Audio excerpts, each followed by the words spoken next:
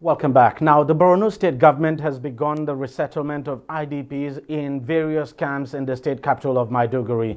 The federal government had last week inaugurated a committee to take charge of the resettlement of the IDPs as well as the reintegration of repentant insurgents. But of course, there have been concerns over the safety of the displaced persons who have been resettled.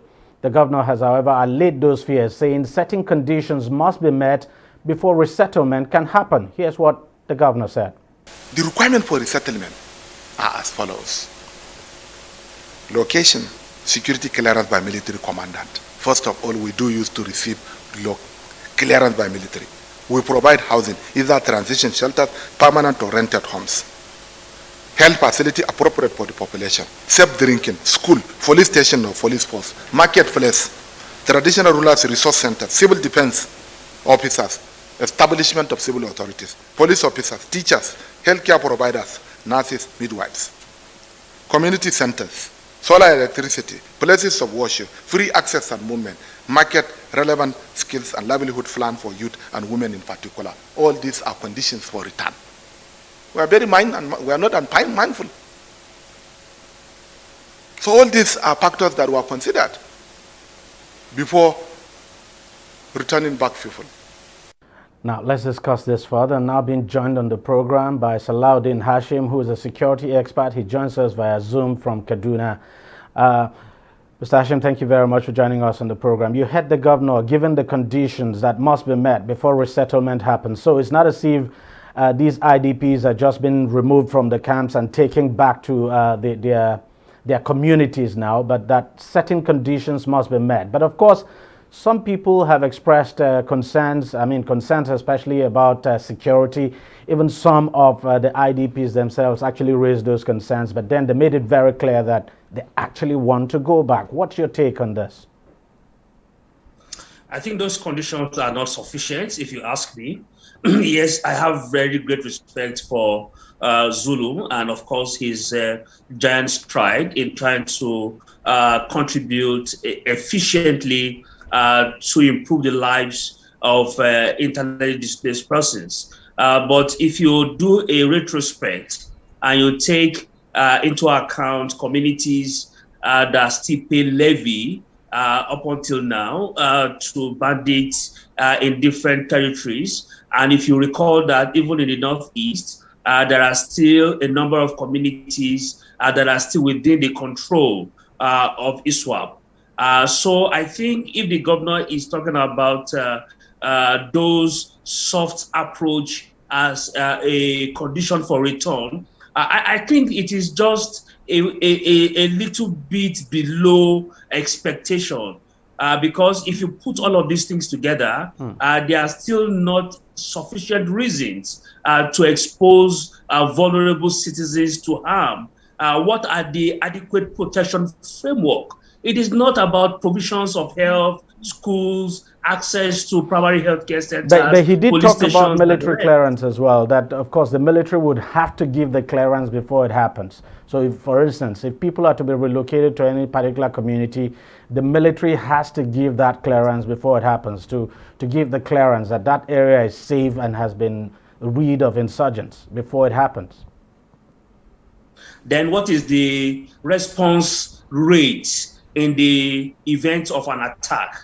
That is one thing we also need to take into account. I mean, we saw a number of farmers that were massacred, about 40 of them. And of course, the excuse that was given at that time also was that they didn't come to take clearance. So I think one of the situations that I find around this is the fact that there is still a number of absence of clarity in terms of what the state itself, when I mean state, I mean the government as a whole at all levels intends to really achieve.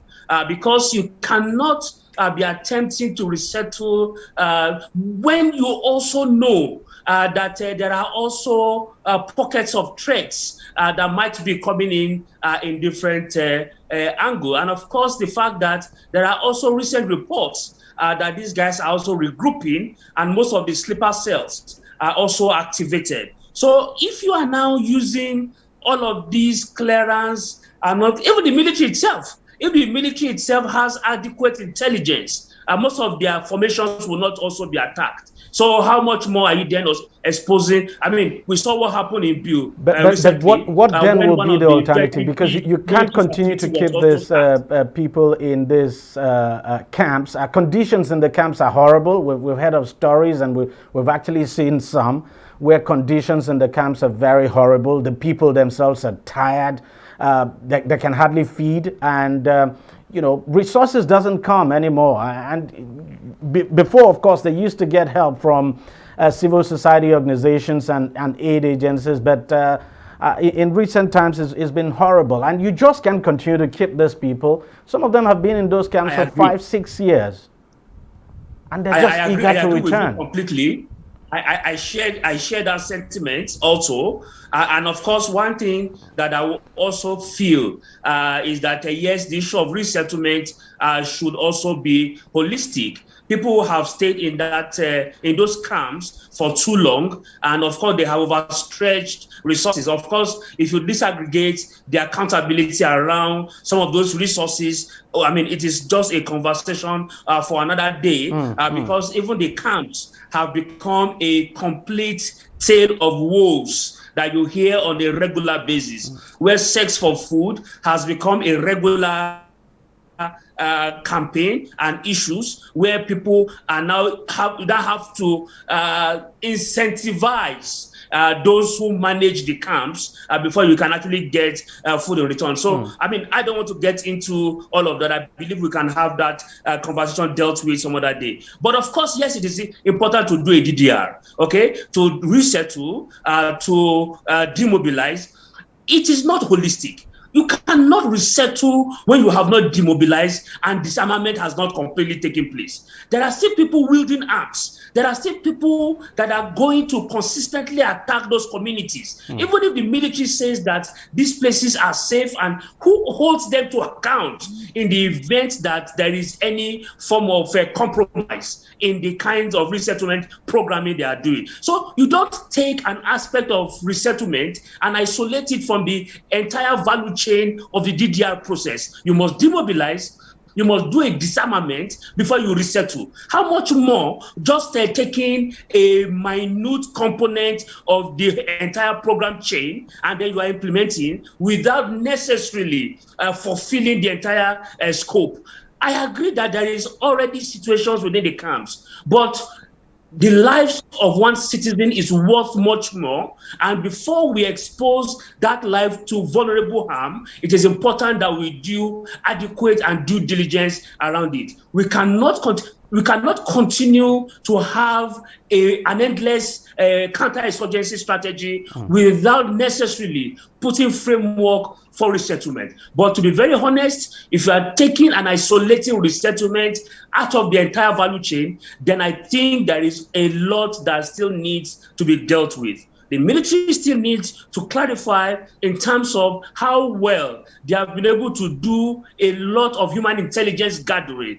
If these guys get back, one of the issues that will help is to use them as a very veritable tool for human intelligence and to help them in prosecuting the warfare. But are they also not going to be abused from both sides of the coin? Would also the state that is expected to be the guardian also not pose itself as a threat to these guys when they resettle? There are stories of state agents who also rape resettlement communities and also extort and all of that. What exactly are the framework within the accountability state, whether as it borders to life, whether as it pertains to the processes and procedures of people securing livelihood? I think it should be holistic and it should be robust. We must not isolate it just to resettlement. Salawudeen Hashim now, thank you very much for joining us on the program, and thank you very much for your contributions. Thank you very much for having me. Thanks a lot. All right, that's how much we can take on the program this week. We thank you very much for watching. I'll see you again next week. Bye-bye.